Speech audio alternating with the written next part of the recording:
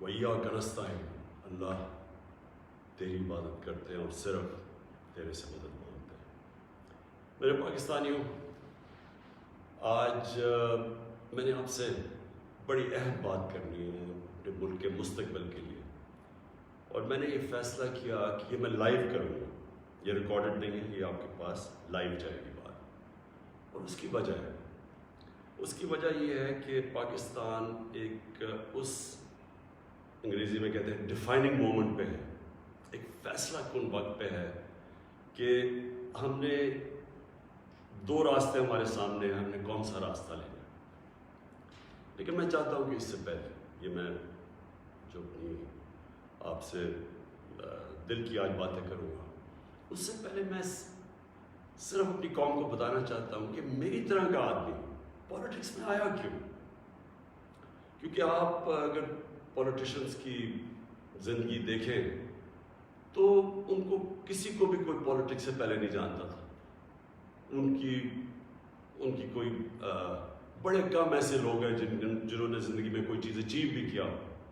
قائد اعظم محمد علی جناح بہت بڑے پولیٹیشین تھے، لیکن انہوں نے وہ ایسے تھے کہ سارے ہندوستان کے اندر وہ سب سے بڑے وکیل سمجھے جاتے تھے۔ تو ایک وہ یعنی ان کی حیثیت تھی پولیٹکس پہ آنے سے پہلے۔ لیکن اب زیادہ تر لوگوں کو دیکھیں تو پولیٹکس میں تو سے پہلے کوئی ان کا نام بھی نہیں جانتا تھا۔ تو میں تو وہ ایک خوش قسمت انسان ہوں، اللہ کا خاص شکر ادا کرتا ہوں کہ مجھے تو اس نے سب کچھ دے دیا تھا۔ یعنی کوئی بھی شاید ہی کسی کو اتنی شہرت ملے، جتنا میری زندگی میں ضرورت تھی اتنا پیسہ میرے پاس تھا، سب کچھ تھا میرے پاس۔ یعنی آج بھی مجھے کوئی کسی چیز کی ضرورت نہیں ہے، اللہ مجھے سب کچھ دے بیٹھا اور میں اس کا بڑا شکر گزار ہوں۔ دیکھیں، میں پاکستان کی پہلی جنریشن تھا۔ ہم وہ جنریشن تھے جو پہلے آزاد پاکستان میں پیدا ہوئے تھے۔ پاکستان میرے سے صرف 5 سال بڑا۔ تو میرے ماں باپ جو تھے، میں بار بار لوگوں کو بتاتا ہوں، وہ ایک غلامی کے دور میں پیدا ہوئے تھے، وہ انگریز کے دور میں پیدا ہوئے تھے۔ اور میں جب تک بڑا ہوتا رہا، کیونکہ انہوں نے پاکستان موومنٹ میں شرکت کی تھی، وہ مجھے ہمیشہ یہ احساس دلواتے تھے کہ تم بڑے خوش قسمت ہو، آزاد ملک میں پیدا ہو۔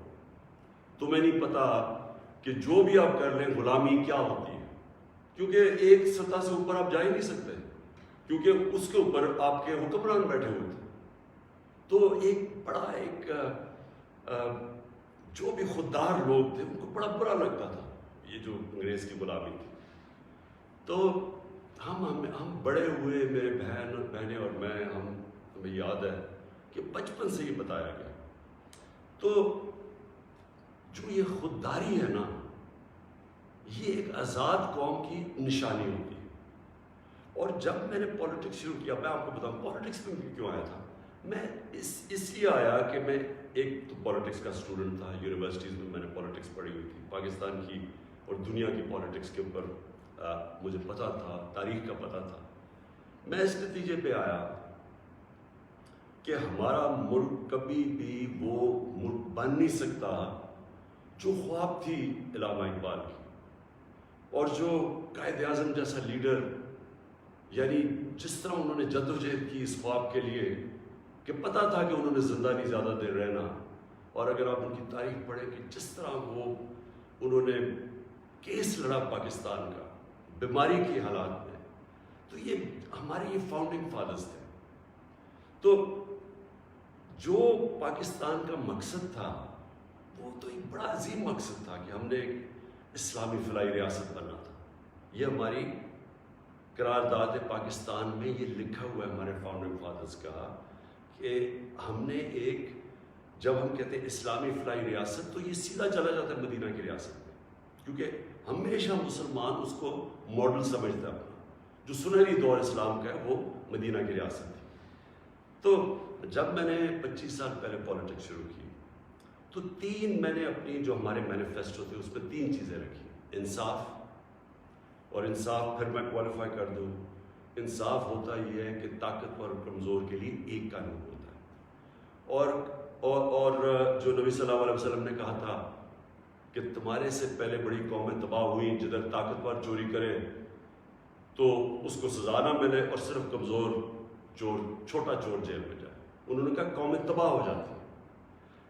تو جس طرح حضرت علی رضی اللہ تعالیٰ نے کہا تھا کہ کفر کا نظام چل جائے گا لیکن ظلم اور ناانصافی کا نظام نہیں چل سکتا۔ تو یہ بیسس ہے ایک انصاف، اور دوسرا انسانیت، رحم ہوتا ہے ایک اسلامی ریاست میں جو کہ مدینہ کی ریاست میں پہلی فلاحی ریاست بنائی گئی تھی، جو میں بار بار لوگوں کو کہتا ہوں۔ تو یہ میرے 2 ایمز تھے، اور تیسرا تھا خودداری۔ ایک مسلمان قوم غلام قوم نہیں بن سکتی۔ جس قوم کا نعرہ تھا پاکستان کا مطلب کیا، لا الہ الا اللہ، لا الہ الا اللہ کا تو مطلب ہی ہے کہ سوائے اللہ کے آپ کسی کے سامنے نہیں جھکتے، وہ شرک ہے۔ سب سے بری چیز اللہ کو لگتی ہے کہ جب آپ کسی کو بھی اللہ کی جگہ پہ رکھتے ہیں۔ تو یہ غلامی جو ہوتی ہے، یہ جب آپ کسی کی بھی پیسے کی غلامی، خوف کی غلامی، یہ سب شرک ہے، کیونکہ لا الہ الا اللہ انسان کو آزاد کرتا ہے۔ یہ 3 تھے میرے آج سے 25 سال پہلے۔ آپ دیکھیں کہ میں مینیفیسٹو میں یہ 3 چیزیں لکھی تھیں۔ مجھے لوگ کہتے ہیں عمران صاحب آپ اسلام کا نام استعمال کرتے ہیں۔ میں اگر میرے میں اللہ ایمان نہ ڈالتا، میں پولیٹکس میں کیوں آتا؟ جس آدمی کے پاس سب کچھ ہے، مجھے یہ بتائے وہ اپنی زندگی کے 22 سال خرچ کرے گا ایک سٹرگل میں، اور 14 سال تو تھوڑے سے لوگوں کے ساتھ تھا، 14 سال تو مذاق اڑتا تھا میرا، تو میں کیوں پولیٹکس پہ اتنی دیر کوشش کی جس کے پاس سب کچھ تھا؟ مجھے اتنے لوگوں نے کہا کہ عمران صاحب آپ کو ضرورت کیا تھی پولیٹکس کی؟ میں سچ آپ کو بتا رہا ہوں، بار بار مجھے لوگ کہتے ہیں آپ کو پولیٹکس میں آنے کی کیا ضرورت تھی؟ یعنی صرف آپ کو ضرورت ہی ہو تو آپ پولیٹکس میں آئیں، آپ کوئی نظریے کے لیے نہ آئیں، کوئی آپ کی بڑی ایمبیشن نہ ہو۔ ایک میں اپنے سارے جو، اور خاص طور پہ میں چاہتا ہوں میرے جو نوجوان ہیں وہ آج میرا بڑا غور سے سنے جو میں نے آپ سے بات کرنی ہے۔ دیکھیے ایک مولانا رومی کی ایک سینگ ہے، مولانا رومی کہتے ہیں کہ جب اللہ نے آپ کو پر دیے ہیں تو آپ کیوں چونٹیوں کی طرح زمین پہ رینگ رہے ہیں؟ اس کا مطلب یہ ہے کہ اللہ نے ہمیں اشرف المخلوقات بنائے ہیں، سب سے بڑی مخلوق، فرشتوں سے اوپر درجہ دیا ہمیں۔ فرشتوں کو کا انسان کے سامنے جھکو، اور شیطان کو اس لیے نکالا گیا، وہ عبادت بڑی کرتا تھا، اس نے ان کا حکم نہیں مانا، اس میں تکبر تھا، اس نے کہا میں نہیں جھکتا۔ اللہ نے ہمیں پر دیے، مسئلہ ہمارا یہ ہے کہ ہم، کیونکہ ہمارے میں ایمان کی کمی ہوتی ہے، کیونکہ ہم اور خداؤں کی پوجا کرتے ہیں، جو سب سے بڑا جو شرک ہے وہ پیسے کی پوجا کرتے ہیں، خوف کی پوجا کی، جو وہ بڑی سپر پاور ہے، اگر ہم نے یہ نہ کیا تو ہم تباہ ہو جائیں گے، یہ خوف کا پت ہے۔ ہم انسان چونٹیوں کی طرح رینگتا رہتا ہے۔ تو پاکستان، میں نے اس کی اونچ نیچ دیکھی ہے۔ ہم نے شروع میں، ہم چھوٹے تھے، ہمیں یاد ہے جب پاکستان ایک تیزی سے اوپر جا رہا تھا، ہماری مثالیں دی جاتی تھیں۔ میں جب اسکول میں تھا پاکستان کی مثال دی جاتی تھی، ساؤتھ کوریا پاکستان آیا تھا سیکھنے کے لیے کہ کیسے آگے بڑھا۔ ملیشیا کے شہزادے میرے ساتھ اسکول میں پڑھتے تھے، یہاں سیکھنے آتے تھے، سارا مڈل ایسٹ سے لوگ یہاں پاکستان کی یونیورسٹیز میں آتے تھے، ہم اوپر جا رہے تھے، ہمارا ماڈل لوگ دیکھتے تھے، مثال دی جاتی تھی۔ میں نے اس کو نیچے آتے دیکھا، اور میں نے اس کو ذلیل ہوتے دیکھا اپنے ملک کو، اور میں اس کے اوپر ابھی آتا ہوں کیونکہ جو میرے والد تھے، مجھے یاد ہے اپنے آخری دنوں میں جو ہمارے پر یہ وار آن ٹیرر کے اندر جس طرح کی پاکستانیوں کو ذلت ملی، پاکستانیوں کو میں خاص طور پہ کہہ رہا ہوں، لیکن اوور آل اسلاموفوبیا بھی تھا، لیکن پاکستانی کو ذلت ملی۔ تو میں جو آج آپ سے بات کرنا چاہتا ہوں کہ دیکھیں اللہ نے جو ہمارے اندر اتنی صلاحیتیں دی ہیں اشرف اس کی عظیم مخلوق پہ، لیکن اسے کنڈیشن لگائی ہوئی ہے۔ اس نے کہا ہے کہ تم نے اگر اوپر اڑنا ہے نا، جو اقبال نے اپنا شاہین کا کانسیپٹ دیا ہے کہ شاہین کیسے اقبال کا، وہ تب اوپر جاتا ہے جب وہ ریزسٹنس کے سامنے کھڑا ہوتا ہے، جب وہ مقابلہ کرتا ہے، جب وہ اپنے آپ کو مشکل وقت سے گزارتا ہے. ہم نماز میں صرف ایک ہی چیز مانگتے ہیں جب 5 وقت کی نماز پڑھتے ہیں کہ اللہ ان کے راستے پہ لگا جن کو نعمتیں بخشیں، ان کے نہیں جو اپنے تباہی کے راستے پہ چلے گئے. تو جو نعمتیں بخشیں وہ نبی صلی اللہ علیہ وسلم اللہ کے حبیب تھے سب سے زیادہ، تو ان کو نعمتیں بخشیں. ان کا آسان راستہ نہیں تھا لیکن ان کی عظمت کا راستہ تھا. میں اس لیے پاکستان کے اندر سیرت نبی اپنے بچوں کو پڑھانا چاہتا ہوں. کیوں نبی کی سیرت پڑھیں؟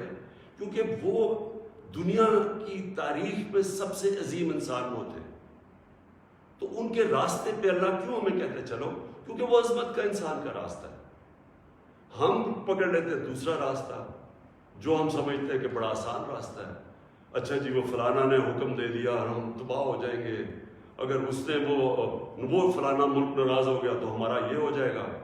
ہم رینگ رہے ہیں زمین کے اوپر، ہم چونٹیوں کی طرح رینگ رہے ہیں. تو میں سب سے پہلے کہ جب میں نے 25 سال پالیٹکس شروع کی تو میں نے کبھی، آپ میری کوئی اسٹیٹمنٹ پڑھ لیں، میں نے ہمیشہ ایک چیز کی، نہ میں کبھی کسی کے سامنے جھکوں گا اور نہ اپنی قوم کو کسی کے سامنے جھکنے دوں گا. یعنی اپنی قوم کو کسی کی غلامی نہیں کرنے دوں گا. یہ 25 سال کوئی میری اسٹیٹمنٹس ابھی آپ دیکھ لیں، کوئی پرانی میری ویڈیوز ہیں، کبھی اس سے پیچھے نہیں ہٹا پایا. جب اقتدار مجھے ملا تو میں نے تب فیصلہ کیا کہ ہماری فورن پالیسی آزاد ہوگی. آزاد فورن پالیسی کا مطلب ہوتا ہے کہ وہ فورن پالیسی جو پاکستانیوں کے لیے ہوگی، ہمارے مفادات کے لیے ہوگی. اس کا قطعی یہ مطلب نہیں ہے کہ ہم کسی سے دشمنی کریں گے، ہم کسی کو کے خلاف ہوں گے، ہم کوئی اینٹی امریکن ہوں گے یا اینٹی انڈیا ہوگا یا اینٹی یورپین ہوں گے. میں تو سب سے پہلے میں وہ پاکستانی ہوں. سب سے زیادہ ہندوستان کے اندر جو جانتے تھے اور جو رسپیکٹ اور میری دوستیاں تھیں وہ میں پاکستانی تھا کرکٹ کی وجہ سے. میں امریکہ کو بڑی اچھی طرح جانتا ہوں، ان کے پولیٹیشین، ان کے لوگوں کو جانتا ہوں. انگلینڈ کو تو آپ اس طرح کہ میرا دوسرا گھر تھا ایک بار، تو میں تو جانتا ہوں. میں نے کبھی یہ نہیں، کبھی کسی بھی انسانی معاشرے میں کبھی اس کے خلاف ہو ہی نہیں سکتا. ہاں ہم ان کے اندر جو ان کی غلط پالیسیز ہیں اس کی میں تنقید کرتا ہوں. میں نے جب پاکستان نے شرکت کی وار آن ٹیرر میں، یعنی جب جنرل مشرف ہمیں امریکہ کی جنگ میں لے کے گئے، میں اس میٹنگ میں تھا، میں اس کمرے میں تھا. اسی کمرے کے اندر سارے پولیٹیشنز بیٹھے ہوئے تھے جس کے اندر ہیڈز آف پارٹیز بلائے تھے، جس طرح باقی بھی تھے، میں بھی تھا. اسی کمرے کے اندر ہمیں کہا گیا کہ جی اگر ہم نے امریکہ کی حمایت نہ کی تو انگریزی کا لفظ وونڈڈ بیئر کی طرح ہے، ایک زخمی ریچھ کی طرح ہے، وہ ہمیں نہ غصے میں شاید ہمیں نہ مار دیں. اور مجھے یاد ہے میں نے بار بار میڈیا پہ، پارلیمنٹ میں، ہر جگہ میں نے کہا کہ ہمارا اس جنگ سے کوئی لینا دینا نہیں تھا. 9/11 میں کوئی پاکستانی ملوث نہیں تھا. ہمیں کیا ضرورت ہے کہ ہم اپنے ملک کو کسی کی جنگ میں لے جائیں؟ ہم ان کی مدد کریں. اگر انہوں نے ان کے ملک میں دہشت گردی ہوئی ہے، ہم دہشت گردی کے خلاف ہیں، ان کی مدد کرنی چاہیے. لیکن کیا اس کا مطلب یہ ہے کہ ہم پاکستانیوں کو قربان کر دیں کسی کی جنگ میں؟ اور پھر ہم نے غلطی کیا کی؟ سب سے بڑی جنرل مشرف نے غلطی کی، 80 کی دہائی میں ہم نے پاکستان فرنٹ لائن اسٹیٹ بن گیا جی کہ ہم امریکہ کے حمایتی ہیں، ہم اس کے ایلائے ہیں، ہم سوویت یونین کے خلاف جہاد لڑ رہے ہیں. اور ساری جہاد پاکستان کے قبائلی علاقے سے لڑی گئی، اور باہر سے لوگ ہم نے بلائے اور ہم نے ان کو ٹرین کیا اور یہاں سے مجاہدین گروپس گئے. ہم نے ان کی پوری حمایت کی، ان کو بتایا کہ فورن آکوپیشن، کیونکہ ہم اس لیے لڑ رہے ہیں کہ افغانستان کے اوپر فورن آکوپیشن ہے، اس لیے ہم لڑ رہے ہیں جہاد. اور سارے ہمیں بتایا گیا کہ کتنا بڑا پاکستان بڑا رول پلے کر رہا ہے. جیسے ہی وہ جہاد ختم ہوتی ہے، سوویت یونین ہارتا ہے، امریکہ یہاں سے چلا جاتا ہے، سوویت یونین ادھر چلا جاتا ہے، اور 2 سال کے بعد وہی امریکہ جو ہمارا دوست تھا، جس کے لیے جو ہم اکٹھے جنگ لڑ رہے تھے، وہ ہمارے اوپر سینکشن لگا دیتا ہے، پریسلر سینکشنز. 9/11 آ جاتا ہے. پاکستان کی، پھر امریکہ کی ضرورت پڑ جاتی ہے. یہ جو ابھی میں نے آپ کو کہا کہ اسی کمرے کے اندر فیصلہ ہو رہا ہے کہ جی ہم امریکہ کی ہمیں حمایت کرنی چاہیے. ہم نے کہا کہ ہاں ٹھیک ہے، حمایت یہاں تک ٹھیک ہے کہ ہم سارے دہشت گردی کے خلاف ہیں، ان کے خلاف ایکشن لیں، لیکن جو حمایت ہم نے کی،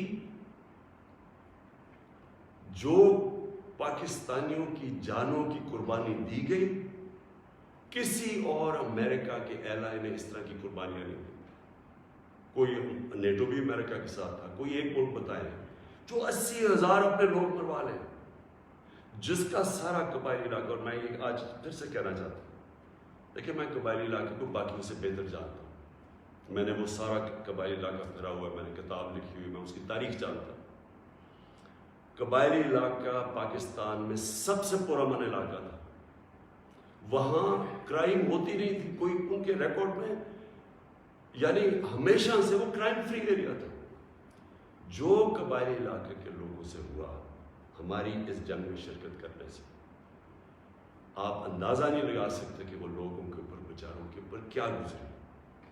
وہاں لوگ مارے گئے، وہ ادھر سے لوگ کھڑے ہو گئے جن لوگوں کو، اب سوچیں ہم لوگوں کو کہہ رہے ہیں کہ جہاد کرنا، اگر باہر سے آکوپیشن ہو وہ سب سے عظیم چیز ہے، اور اب امریکن جب ہم پہنچ گئے تو ہم نے کہا نہیں آپ دہشت گردی ہے. اب ظاہر ہے وہ لوگوں کو آپ 10 سال میں ایک طرف سے دوسری طرف تو نہیں لے جا سکتے تھے، وہ انسان تھے، ان کو ہم نے یہ بتایا ہوا تھا کہ یہ جہاد ہے. وہ جب انہوں نے پاکستان کے خلاف شروع ہو گئے، اور وہ جو پرانے جہادی گروپس ٹرین کیے تھے وہ بھی پاکستان کے خلاف ہو گئے. تو اس سے انہوں نے ہمیں کہا کہ ہم کولیبریٹرز ہیں امریکہ کے. جہاں جو پاکستان میں خودکش حملے ہوئے، جو قبائلی علاقہ اجڑا گیا، جو یہاں میں پتہ نہیں کتنے ہسپتالوں میں گیا، میں تو جو لوگ بچ گئے تھے، کسی کی ٹانگیں نہیں ہیں، کوئی چل نہیں سکتا، کسی آنکھیں نہیں ہیں، ہاتھ اڑے ہوئے ہیں. تو اس ساری جو ہم نے جب اس کی اتنی زیادہ قربانیاں دی اپنے ملک کی، اس کا کوئی کریڈٹ ملا پاکستان کو؟ کیا کسی نے کہا کہ آپ نے بڑا زبردست کام کیا، شکریہ پاکستان؟ یہ نہیں ہوا. وہاں سے آوازیں آنی شروع ہو گئیں. افغانستان کی، یہ افغانستان آزاد ہونے سے پہلے کی بات کر رہا ہوں، کہ جی پاکستان کی دوگلی پالیسی کی وجہ سے وہ نہیں جیت سکتا. یہاں ہمارے لوگوں کو بار بار کہا گیا کہ ڈو مور، کہ ابھی آپ نے اور نہیں کیا. ڈرون اٹیکس ہوئے، ڈرون اٹیکس پہ جتنے بے قصور لوگ مارے گئے، مجھے یاد ہے میں گیا وہاں باجوڑ میں ڈرون اٹیک ہوا، 80 مدرسے کے بچے مار دیے. شادیوں کے اوپر ڈرون اٹیک ہو رہا ہے. تو پاکستان کس عذاب سے گزرا؟ کہ میں بیک گراؤنڈ اس لیے دے رہا ہوں کیونکہ آپ کو پتا ہونا چاہیے کہ میری آج پالیسی کیا ہے. کیا جو تنقید ہو رہی ہے کہ جی عمران خان، یہ جو ہمیں ڈاکیومنٹ ملی ہے، پہلے میں بیک گراؤنڈ آپ کو بتا دوں کہ یہ سارے وقت میں اس کی مخالفت کرتا رہا. آپ مجھے طالبان خان انہوں نے کہا، جب میں یہ کہتا تھا کہ یہ پاکستان کی جنگ نہیں ہے اور یہ جو ہو رہا ہے یہ ظلم ہو رہا ہے، یہ جو ڈرون اٹیکس کے خلاف میں نے مظاہرے کیے، واحد پولیٹیشین تھا، میں نے دھرنے دیے ڈرون اٹیکس کے خلاف. میں نے وزیرستان مارچ کی، باہر سے ہیومن رائٹس امریکہ سے آرگنائزیشن آئی، انہوں نے میرے ساتھ حمایت کی. ایک کلائیو اسٹیٹٹ اسمتھ تھا وکیل، اس نے میرے ساتھ آ کے حمایت کی کہ یہ اتنا بڑا ظلم ہے. کوئی ہمارے سینئر پولیٹیشین لیڈرز نے کوئی بات نہیں کی. ڈرے ہوئے ہیں، خوف زدہ، کہ امریکہ نہ ناراض ہو جائے. کون سے قانون میں یہ لکھا ہوا ہے کہ آپ کا اپنا، جس کے لیے آپ جنگ لڑ رہے ہیں، وہی آپ کے ملک میں آئے، ڈرون اٹیک کرے، جج جوری ایکسیکیوشنر، یعنی وہی فیصلہ کرے کون دہشت گرد ہے، اس کو مار دے، کوئی پتہ نہ تحقیق ہو کہ جی کوئی بے قصور آدمی تھا یا واقعی دہشت گرد.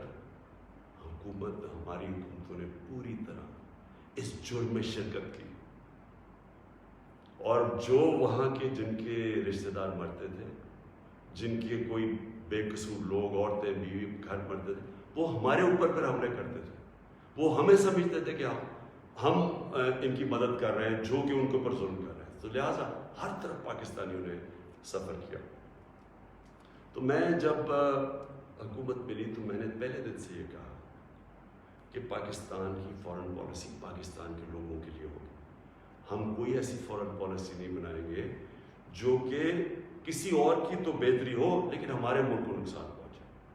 کہ یہ کسی کے خلاف نہیں تھی, یہ اینٹی امریکن یا اینٹی یورپین اینٹی انڈین بھی نہیں تھی. انڈیا کے خلاف صرف جب انہوں نے کشمیر کے اوپر انٹرنیشنل قانون توڑا, جب انہوں نے کشمیر کا سٹیٹس لیا 5 اگست 2019 میں, تب میں نے ان کے خلاف بات کی اور ہر فورم پہ کی. لیکن میں نے کوشش اس سے پہلے پوری کی ہندوستان سے دوستی کی. تو میں آج جو آپ کے پاس یہ ساری بات کرنے کے لیے اس لیے آیا ہوں کہ ابھی ہمیں 8 مارچ کو یا اس سے پہلے 7 مارچ کو ہمیں ایک امریکہ نے باہر سے ملک میں نام مطلب میرا کہ کسی اور باہر سے ملک سے ہمیں میسج آتی ہے, اور میں اس لیے آپ کے سامنے یہ میسج کی بات کرنا چاہتا ہوں اور میں اس لیے لائیو بھی کر رہا ہوں کہ یہ ایک کسی آزاد ملک کے لیے جس طرح کی ہمیں میسج آئی ہے, یہ ہے تو پرائم منسٹر کے خلاف ہی سر, لیکن یہ ہماری قوم کے خلاف ہے. مجھے جو اس سے سب سے زیادہ تکلیف ہے وہ یہ نہیں ہے کہ یہ اس میسج میں واضح یہ لکھا ہوا ہے کہ جناب اگر یہ جو عدم اعتماد, اور ان کو پہلے سے ہی پتا تھا, ابھی اعتماد یا درج نہیں ہوئی تھی, ان کو پہلے سے ہی پتا چل گیا کہ عدم اعتماد کی آ رہی ہے پاکستان کے اندر, یہ اپوزیشن رکھنے لگی. تو اس کا مطلب کہ یہ جو ہو رہا تھا یہ پہلے سے ہی ان کے باہر کی لوگوں سے رابطے تھے. اچھا, اس پہ پھر مزیدار چیز یہ ہے کہ وہ یہ پاکستان کی قیادت یا پاکستان کی گورنمنٹ کے خلاف نہیں ہے, وہ صرف عمران خان کے لیے. وہ یہ کہتے ہیں کہ ہمیں, اور ایک بہانہ مارتے ہیں کہ ہمیں کیوں غصہ پاکستان پہ, لیکن کہتے ہیں کہ وہ غصہ تب بالکل ٹھیک ہو جائے گا, ہم معاف کر دیں گے پاکستان کو اگر عمران خان یہ عدم اعتماد کی یہ ہار جاتا ہے. یعنی اگر عمران خان چلا جاتا ہے تو پاکستان کو معاف کر دیتے ہیں, لیکن اگر یہ عمران خان کے خلاف فیل ہو جاتی ہے تو پھر پاکستان کو ایک مشکل وقت کا سامنا کرنا پڑے گا.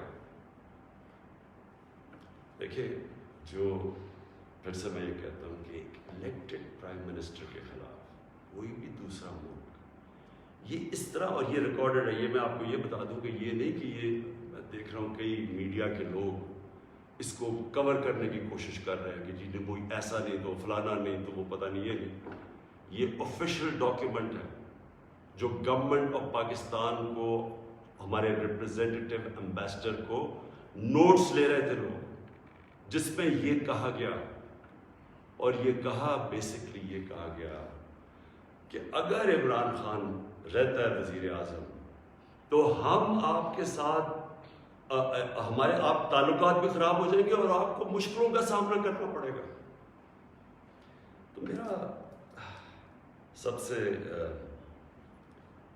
اپنی قوم سے آج یہ سوال ہے کہ کیا یہ ہماری حیثیت ہے, 22 کروڑ کی ہم قوم ہے, کہ ہمیں ایک کوئی باہر کا ملک, اور کوئی وجہ بھی نہیں بتا رہا, کوئی اس پہ کوئی وجہ نہیں, بس یہ کوئی ایک چیز بتا دی کہ جی وہ عمران خان نے اکیلا کو فیصلہ کیا روس جانے کا, حالانکہ جب رشیا جانے کا فیصلہ تھا اس کے اندر ہماری ساری فارن آفس کی پوری مشاورت تھی, ہماری ساری عسکری قیادت کی مشاورت پوری تھی. میں نے بلکہ فارن سیکرٹریز کو اسی کمرے میں بلایا جو پرانے ریٹائرڈ تھے, ان سے ہم مشاورت کر کے گئے. لیکن اس کے اندر لکھا ہوا کہ نہیں, صرف وہ ہمارا امبیسڈر ان کو بتا رہے کہ نہیں یہ مشاورت سے, اس نے کہا نہیں یہ صرف عمران خان کی وجہ سے گئے. اور پھر انہوں نے یہ جو باقی لکھا کہ اگر جب تک وہ ہے تو ہمارے تعلقات اچھے نہیں ہو سکتے. اب میرا سوال یہ ہے کہ وہ اصل میں یہ کہہ رہے ہیں کہ یہ جب جائے گا تو جو باقی جو آئیں گے واپس, جو دوسرے عمران خان کی جگہ آئیں گے, ان سے ہمیں کوئی مسئلہ نہیں ہے. تو میں اصل اپنی قوم کے سامنے یہ چیز رکھنا چاہتا ہوں. میرا یہ جو آج آپ سے بات چیت کرنے کا ہے، یہ تو نہیں کہ کوئی باہر سے ایک ملک چلے یہ کہہ دے کہ ہاں جی ہمیں نہیں پسند آپ کی فورن پالیسی، پتہ نہیں کوئی وجہ کیا بتا رہے کہ جی آپ روس چلے گئے. وہ تو اور یورپین لیڈرز بھی روس چلے گئے تھے، لیکن خاص پاکستان کو کہ آپ کیوں چلے گئے ہیں، جس طرح کہ ہم کوئی ان کے نوکر ہیں. لیکن جو اس میں سب سے ڈسٹربنگ چیز کیا ہے کہ ان کے رابطے ان لوگوں سے ہیں جن کے ذریعے یہ ساری سازش ہوئی ہے، جو یہاں بیٹھے ہوئے ہیں. اور یہاں کون بیٹھے ہوئے ہیں؟ 3 اسٹوجز. اسٹوجز کا مطلب ہوتا ہے جو کہ بڑے وفادار غلام ہوتے ہیں. یہ وہ لوگ ہیں. اب یہ ذرا سن لیں کہ یہ چاہ کیا رہے ہیں. یہ چاہ یہ رہے ہیں کہ عمران خان جائے، لیکن اگر یہ آ جائے واپس، یہ جو بھی جنہوں نے عدم اعتماد کیا ہوا ہے، تو پھر سب ٹھیک ہو جائے گا. تو سب سے پہلا میرا سوال یہ ہے کہ کیا یہ اپنے ملک کے اندر اجازت دیں گے کسی کو قیادت میں آنے کے لیے جن کے اوپر نیب کے کیسز ہوں، جن کے اوپر اربوں روپے کے کیسز ان کی عدالتوں میں ہوں، وہ جو کہ ایک مجرم ڈکلیئر کر دیا گیا پاکستان کی عدالت نے، جو کہ جھوٹ بول کے بھاگا ہوا. کیا وہ ان لوگوں کو جن کے اوپر باہر ان کے ملکوں میں، باہر کے مضمون لکھے ہوئے ان کی چوری کے اوپر، کرپشن کا، BBC کی 2 ڈاکیومنٹریز آئی ہوئی ہیں ان کی چوری کے اوپر، کیا اپنے ملک میں اس طرح کے لوگوں کو ایک قیادت پہ آنے دیں گے؟ اور اگر اپنے ملک میں اتنی سی جھوٹ بولنے پہ یہ نکال دیتے ہیں ایک پرائم منسٹر کو، ہیرلڈ میک ملن تھا، جھوٹ بولنے پہ اس کو نکال دیا. چھوٹی چھوٹی چیزوں کے اوپر وہ اتنا اپنے لوگوں کا، ان کا جو اخلاقی معیار ہے وہ اس سطح پہ ہے، چھوٹی سی چیز پہ وہ نکال دیتے ہیں. تو ہمارے ملک میں جو کہ نیب میں اربوں روپے کے کیسز ان کے، اور اب یہ 30 سال سے ان کے اوپر کیسز ہیں. پہلے جو کیسز تھے وہ جنرل مشرف نے ان کو NRO دی، وہ سارے کیسز معاف کروائے. پھر یہ 10 سال میں مزید اور کیسز چڑھ گئے اربوں روپے کے. ان کو یہ کہہ رہے ہیں کہ وہ ٹھیک ہے، وہ ٹھیک ہے، لیکن عمران خان ان کو پسند نہیں ہے. مجھے جو اگلی چیز سمجھ نہیں آ رہی ہے، میں یہ اپنی قوم سے پوچھنا چاہتا ہوں کہ جب ان کو بھی پتہ ہے، کیونکہ یہ یاد رکھنا میرے پاکستانیوں کہ جب ان کی جو انٹیلیجنس ہوتی ہے وہ ساری بیک گراؤنڈ پتہ ہوتا ہے ہر کا. میرا ان کو سب پتہ ہے، ان سارے جتنے بھی پولیٹیکل لیڈرز ان کی سب بیک گراؤنڈ پتہ ہے. ان کو ان کی ایک ایک چیز پتہ ہے کہ ان کے کتنے پیسے ملک کے کس اکاؤنٹس میں پڑے ہوئے بیرون ملک. ان کو سب پتہ ہے کہ ان کی پراپرٹیز بینامی جو انہوں نے باہر لی ہوئی ہیں بڑی بڑی اربوں اربوں روپے کی، ہر ڈیٹیل ان کے پاس ہے. ایک ہمارا ینگ پولیٹیشین ہے، ایک کتاب ہے رون سوسکنڈ کی دی وے آف دی ورلڈ. اس کتاب میں وہ لکھتا ہے کہ ان کی نیشنل سیکیورٹی جو تھی وہ ٹیپ کر رہی ہے، اس کی والدہ اس کو ٹیلی فون کر کے بینک اکاؤنٹس بتا رہے ہیں، یعنی ادھر تک ان کو پتا ہے. تو ہمارے یہ جو اب یہ 3 لوگ ان کو جو پسند آ گئے، ان کی کیا خاصیت ان کو پسند آئی؟ یہ کہ ان جنرل مشرف کے سالوں کے اندر 11 ڈرون اٹیک تھے. ان دونوں کے یہ بلکہ سارے یہ تینوں اکٹھے اقتدار میں تھے. ان کے 10 سال میں اس ملک میں 400 ڈرون اٹیکس ہوئے. ایک دفعہ ان کے منہ سے نہیں نکلا کہ مذمت کرتے ہیں.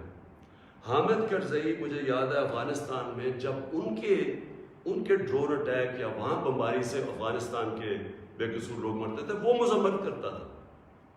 جدھر افغانستان میں فورن فوجیں تھی، یہاں ہم بیٹھے ہوئے ہیں 400 ڈرون اٹیکس میں ایک دفعہ کسی نے مذمت نہیں کی. اس لیے ان کو یہ سوٹ کرتے ہیں. مولانا فضل الرحمان کی ایک وکی لیکس کیا تھی کہ ایک جس طرح پینما پیپرز کا انکشاف ہوا تھا، یہ ایک انٹرنیشنل انکشاف ہوا تھا، لیک ہو گئے تھے سیکرٹ پیپرز یا ڈاکیومنٹس. تو پینما جو وکی لیکس میں وہ انکشاف ہوتا ہے کہ جو پاکستان کے اندر امریکی ایمبیسڈر تھی این پیٹرسن، اس کو مولانا فضل الرحمان، مولانا نہیں، فضل الرحمان، اس کو فضل الرحمان کہتا ہے کہ مجھے موقع دے دے، میں بھی وہی خدمت کروں گا جو باقی آپ کی خدمت کرتے ہیں. یہ وکی لیکس میں تھا. نواز شریف کا برکا دت کی کتاب میں ہے کہ وہ نیپال کے اندر نریندر مودی سے چھپ چھپ کے مل رہا تھا اپنی فوج سے بچنے کے لیے. ڈان لیکس میں کیا تھا؟ ہندوستان کو میسیجنگ ہو رہی تھی کہ جناب میں فوج کے ساتھ، اگر فوج یہ کر رہی تو فوج کر کے میں نہیں کر رہا. یہ سوچیں کہ کبھی آپ سوچ سکتے ہیں کہ میرے آرمی چیف کو، جنرل باجوہ کو کوئی باہر کی قوت کہے کہ جی دہشت گرد ہے، اور میں چپ کر کے بیٹھا رہوں اور وہ میری تعریف کرے اور اس کو برا بھلا کہے. جنرل راحیل شریف کو نریندر مودی دہشت گرد کہہ رہا تھا، دہشت گرد کا چیف، اور نواز شریف سے دوستی تھی اور شادیوں پہ انویٹیشن تھی. یہ ان لوگوں کو یہ چاہتے ہیں. آصف زرداری کا باب وڈورڈ کی کتاب کے اندر ہے کہ ان کے سی آئی اے چیف جب ان سے کہتا ہے، وہ کولیٹرل ڈیمیج کی بات کی، کولیٹرل ڈیمیج کا مطلب کہ جب بم گرتا ہے تو بے قصور لوگ مارے جاتے ہیں، تو اس کو کہتا ہے کہ فکر نہ کرے اگر ڈرون اٹیک میں بے قصور لوگ مارے جاتے ہیں مجھے نہیں فرق پڑتا. یہ پاکستان کا پریزیڈنٹ کہہ رہا ہے دوسروں کو، جس کو تھوڑا سا، اور کتاب میں وہ لکھتا ہے کہ وہ حیرت انگیز ہو، حیرت آتی ہے کہ یہ کیسے ملک کا صدر بات کر رہا ہے. اس طرح کے لوگ ان کو پسند ہیں. اور شہباز شریف اس کی سٹیٹمنٹ کہ جی عمران خان نے بڑی غلطی کی، ایبسلوٹلی ناٹ کہہ کے، یعنی یہ جو ان کے دور میں ایبسلوٹلی ناٹ کیا تھا، میں نے صرف یہ بات کہی کہ ہم امن میں آپ کے ساتھ ہیں، ہم جنگ میں آپ کے ساتھ نہیں ہیں، ہم کسی کانفلکٹ میں آپ کے ساتھ، لیکن جو بھی آپ امن افغانستان میں کہیں چاہتے ہیں ہم ساتھ ہیں آپ کے. میری پالیسی آپ میں آپ بتاؤں کہ کیونکہ ہم انڈیپینڈنٹ، یعنی ہم ایک انڈیپینڈنٹ فارن پالیسی چاہتے ہیں، ہماری کریڈیبلٹی ہوتی ہے کہ ہم سالس کا کردار پلے کر سکتے ہیں. وہ صرف تب ہوتی ہے جب آپ لوگ سمجھیں کہ آزاد ہے آپ کی فارن پالیسی. جب لوگ پہلے سے سمجھتے ہیں کہ جدھر سے حکم آئے گا آپ نے وہی کرنا ہے، آپ کو اتنی بھی شرم نہیں ہے کہ آپ کے ملک میں بمباری کر رہا ہے آپ کا دوست اور آپ کے لوگ مر رہا، آپ اس کو نہیں کچھ کہہ سکتے، کس نے آپ کی کیا کریڈیبلٹی ہوگی اور دنیا نے کیا عزت کرنی آپ کی. جب ہم یہ وار آن ٹیرر میں حصہ لے رہے تھے، بیرون ملک پاکستانیوں سے میرا تعلق بہت ہے، کبھی ان سے پوچھے کہ ان کو کس ذلت کا سامنا کرنا پڑا. ایئرپورٹس کے اوپر ان سے کیا ہوتا تھا، پکڑ کے ان کو ڈیٹین کر دیتے تھے، عام بے قصور لوگوں کو پکڑ کے پاکستانی کو جیل میں ڈال دیتے تھے باہر کے ملکوں، جبکہ یہاں وہ ان کے لیے جنگ لڑ رہے ہیں، باہر پاکستانی دشمن بنے ہوئے ہیں. کبھی کسی سے پوچھے کہ ان بیچاروں سے کیا، کتنے پاکستانیوں کو جیلوں میں ڈالا گیا، کسی نے کوئی بات کی، کسی نے ان کے لیے سٹینڈ لیا. تو میں جب یہ میں کسی کے اگینسٹ نہیں بات کرتا، میں صرف یہ کہتا ہوں کہ میری جو سب سے بڑی ذمہ داری ہے وہ میرے 22 کروڑ لوگ ہیں، میں ان کے لیے فارن پالیسی بناؤں گا. تو یہ جو شہباز شریف کہتے ہیں ایبسلوٹلی ناٹ، میں نے نہیں کہنا تھا، کیونکہ آپ کا تو پاور میں آنے میں مقصد ہی کچھ اور ہے. آپ نے کب پاکستانیوں کے لیے سٹینڈ لیا؟ بتائیں کتنی دفعہ یہ جب بمباری ہو رہی تھی آپ کے منہ سے آواز نکلی، اور آپ کے بھائی صاحب کبھی بات کر ہی نہیں سکتے جب، کیونکہ آپ کے سارے جو اربوں روپے سب پتہ ہے ان کو کدھر پڑے ہوئے. اور دوسری چیز یہ کہا کہ جی یہ جو ڈاکیومنٹ ہے یہ ٹھیک ہی نہیں ہے، اگر یہ ٹھیک ہو جاتی تو آپ ہمارے ساتھ آ جاتے ہیں. تو آج نیشنل سیکورٹی پارلیمنٹ کی کمیٹی کے اندر جب رکھی گئی، کیوں نہیں آپ نے آ کے دیکھی؟ ہم نے یہ ڈاکیومنٹ پہلے لوگوں نے کہا کہ نہیں جی یہ ٹھیک نہیں ہے، مذاق اڑایا گیا، جی جعلی ہے. پہلے میں نے کیبنٹ میں رکھی، ساری کیبنٹ کو بتایا گیا، منٹس کیبنٹس کے بنے کیونکہ سب سے ٹاپ فورم پاکستان کا وہ ہے. اس کے بعد نیشنل سیکورٹی کونسل کی میٹنگ کی، میں نے سارے اپنے سروسز چیف سب کے سامنے رکھی وہ ڈاکیومنٹ. اس کے بعد یہ پارلیمنٹ کی کمیٹی کے اندر لے کے گیا اور سینئر جرنلسٹ کو ہم کو بتایا، صرف یہ کہنے کے لیے کہ یہ کوئی ڈاکیومنٹ کوئی پبلک کو یعنی اکسانے کی بات نہیں ہے. یہ جو میں نے آپ کو بتایا اس سے زیادہ یہ خوفناک اس میں چیز ہے اس ڈاکیومنٹ کے اندر. میں اب آخری بات پہ آنے لگا، اور وہ یہ ہے کہ ہماری اب سنڈے کو ووٹ دی جائے گی. اس سنڈے کو اس ملک کا فیصلہ ہونے لگا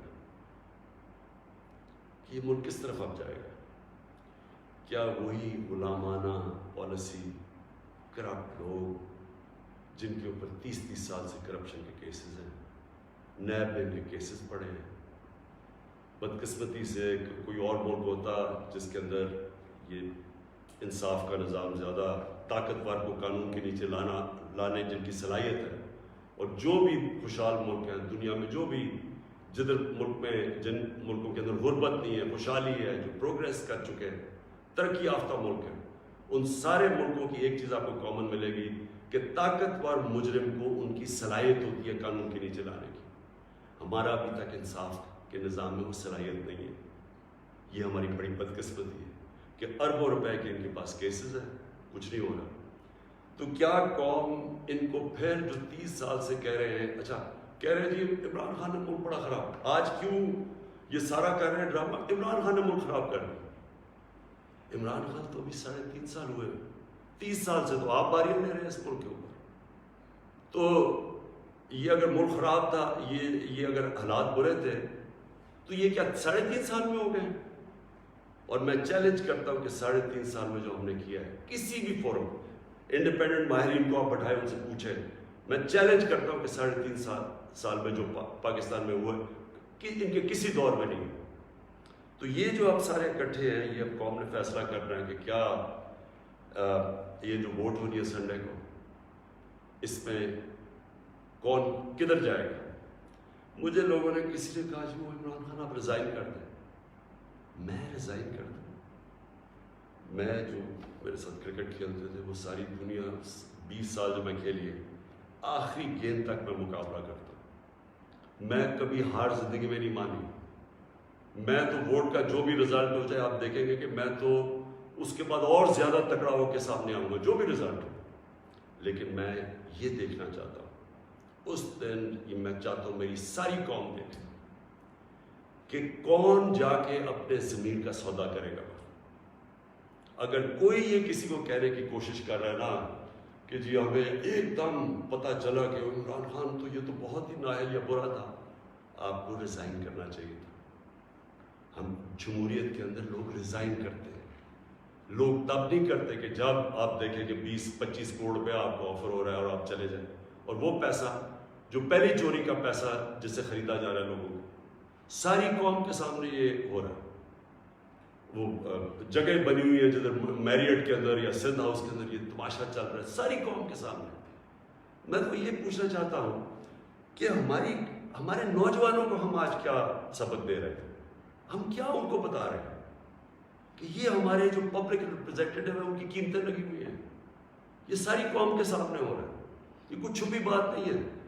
آپ الٹا بھی لٹک جائیں، کوئی یہ نہیں مانے گا کہ ان 3 لوگوں کے پاس کوئی اس لیے جا رہا ہے کہ یہ تو بڑے کوئی نظریاتی لوگ ہیں. تو کوئی نہیں ماننے لگا کہ یا اسد زرداری یا شہباز شریف، نواز شریف یا فضل الرحمانی کوئی نظریاتی لوگ ہیں. سب ان کو جانتے ہیں. صرف انہوں نے جو اپنے خلاف سٹیٹمنٹس دی ہوئی ہیں وہ 20 سال ذرا دیکھ لیں تو آپ سمجھ جائیں گے کہ یہ کوئی نظریاتی نہیں ہو رہا. یہ صرف اور صرف ضمیروں کا سودا ہو رہا ہے. یہ اپنے ملک کا سودا ہو رہا ہے. یہ اپنے ملک کی ساورنٹی کا سودا ہو رہا ہے. اور یہ جو ہوگا، میں ابھی بھی لوگوں کو یہ، کیونکہ مجھے ابھی بھی امید ہے کہ جو ہمارے لوگ اپنا سودا کر کے وہاں بیٹھے ہوئے ہیں، میں ابھی بھی آپ سے یہ کہتا ہوں کہ ہمیشہ کے لیے یہ آپ کے اوپر ایک مور لگنے لگی ہے. یہ نہ لوگوں نے آپ کو معاف کرنا ہے، نہ لوگوں نے آپ کو بھولنا ہے، نہ آپ کی اس بات کو معاف کرنا ہے بھولنا ہے، نہ جو لوگ آپ کو ہینڈل کر رہے ہیں نہ ان کو معاف کرنا ہے اور بھولنا ہے لوگوں کو. یہ ہمیشہ کے لیے لوگ یاد رکھیں گے کہ آپ نے اپنے ملک کا سودا کیا.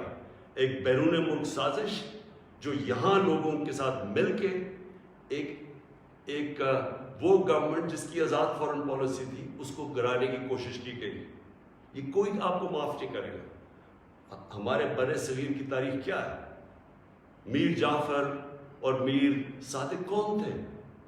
یہ وہ لوگ تھے جنہوں نے انگریزوں کے ساتھ مل کے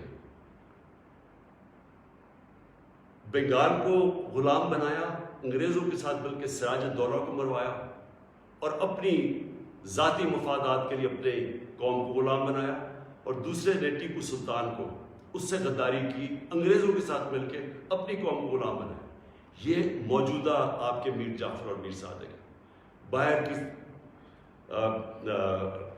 قوتوں کے ساتھ مل کے ایک ملک کے اندر یہ وہ چینج لے کے آ رہے ہیں جو کہ یاد رکھیں، میں پھر رپیٹ کرتا ہوں، ساری زندگی یہ قوم آپ کو بھولنے نہیں دے گی۔ یہ وہ آپ کرنے جا رہے ہیں جو آنے والی ہماری نسلیں آپ کو معاف نہیں کریں گی۔ اور میں آپ کو یہ بھی بتا دوں آج کہ اگر آپ کا یہ خیال ہے کہ یہ سازش کو کامیاب ہونے دیں گے، میں اس کے سامنے کھڑا ہوں گا۔ میری یہ اپنی قوم سے کمٹمنٹ ہے کہ ہمیشہ جب تک میرے میں خون ہے میں اس کا مقابلہ کروں گا۔ میری زندگی کو تو کوئی فرق نہیں پڑنے لگا، میں اپنے گھر میں رہتا ہوں، میں اپنے خرچے برداشت کرتا ہوں، میرا تو کوئی کیمپ آفس نہیں ہے، میرے تو آگے کوئی فیکٹریاں نہیں بنائی۔ نواز شریف نے اتنے دور میں 18 فیکٹریاں بنا لی تھی سرکاری بینکوں سے پیسے لے کر، پھر بعد میں وہ قرضے معاف کروا لیے۔ نہ میرے کوئی رشتہ دار پالیٹکس میں، میں اپنے گھر میں رہوں گا، اپنے گھر میں رہتا ہوں۔ لیکن اس قوم سے جو غداری ہو رہی ہے اور یہ جو ہونے جا رہی ہے سنڈے کو، میں یہ چاہتا ہوں کہ ایک ایک لوگوں کا، ایک ایک غدار کی آپ شکل یاد رکھنا۔ یہ جتنا بھی ہے کہ اپنے لوگوں کو بتانے کی کوشش کریں کہ جی وہ ہو ایک دم ہمیں پتہ چلا ہے کہ یہ کیا ہوا ہے، یہ کتنا برا وقت گزرا تھا، لوگ آپ کی کوئی بات ماننے نہیں لگے۔